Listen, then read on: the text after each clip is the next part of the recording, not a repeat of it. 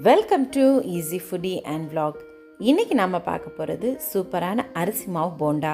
என்னோடய video first time பார்க்குறீங்கன்னா மறக்காமல் சப்ஸ்கிரைப் பண்ணுங்கள். அது கூடவே பக்கத்தில் இருக்க பெல் ஐக்கானை கிளிக் பண்ணி ஆலை ப்ரெஸ் பண்ணுங்கள். இப்போது அரிசி போண்டா செய்கிறதுக்காக ஒரு பவுல் ஃபுல்லாகவே அரிசி மாவு எடுத்திருக்கேன். நான் இது கடையில் வாங்கின அரிசி மாவு தான் ஆட் பண்ணியிருக்கேன். அது கூடவே 3 டேபிள் ஸ்பூன் கடலை மாவு ஆட் பண்ணிக்கலாம். கடலை மாவு அல்லது மைதா மாவு இது ரெண்டில் எது வேணாலும் ஆட் பண்ணிக்கலாம். 1/4 டீஸ்பூன் சோடா உப்பு, 1/4 டீஸ்பூன் மிளகாய்த்தூள், 1/2 டீஸ்பூன் உப்பு, இதை எல்லாமே ஆட் பண்ணிவிட்டு இதை நல்லா மிக்ஸ் பண்ணி விட்டுடலாம். இதில் கடலை மாவு தான் கண்டிப்பாக ஆட் பண்ணணும் அப்படின்னு இல்லை, நம்ம மைதா மாவு ஆட் பண்ணாலும் ரொம்ப டேஸ்டியாக இருக்கும். இப்போ நம்ம எல்லாமே மிக்ஸ் பண்ணி விட்டுட்டோம். இதில் இப்போது அடுத்ததாக தயிர் ஆட் பண்ண போகிறோம்.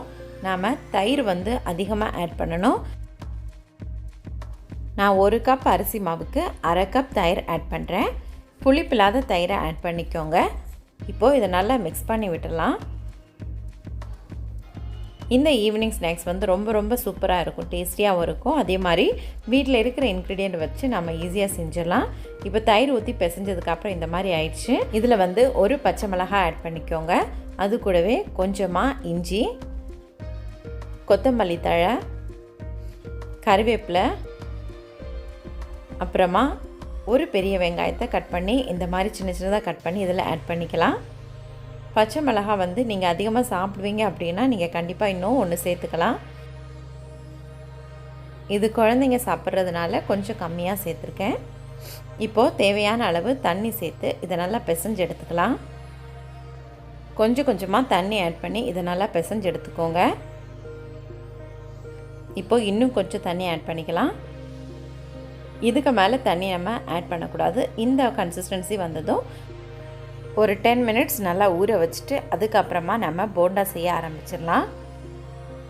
இப்போது 10 மினிட்ஸ்க்கு அப்புறமா ஒரு பேனை ஹீட் பண்ணிடுங்க. அதில் தேவையான அளவு கொஞ்சமாக எண்ணெய் ஆட் பண்ணிக்கலாம். இப்போ எண்ணெய் நல்லா காஞ்சதுக்கப்புறமா இதை போட்டு எடுத்துக்கலாம். நான் ஏற்கனவே 2 வாட்டி போட்டு எடுத்துட்டேன். நீங்கள் மாவை உருட்டி கூட இதில் பொரிச்சு எடுத்துக்கலாம். அப்போ ரவுண்ட் ஷேப்பில் வரும். இது ரொம்ப கிறிஸ்பியாக இருக்கும். அதனால் ரொம்ப முருக விடாமல் எடுத்துக்கோங்க. ரொம்ப முருக விட்டு எடுத்திங்கன்னா ரொம்ப கிறிஸ்பியாக இருக்கும். அதனால் போட்டு கொஞ்சம் நேரத்தில் எடுத்துட்டிங்கன்னா கரெக்டாக இந்த மாதிரி பதத்தில் எடுத்திங்கன்னா சூப்பரான டேஸ்டியாக ஒரு ரைஸ் போண்டா ரெடி ஆகிடும்.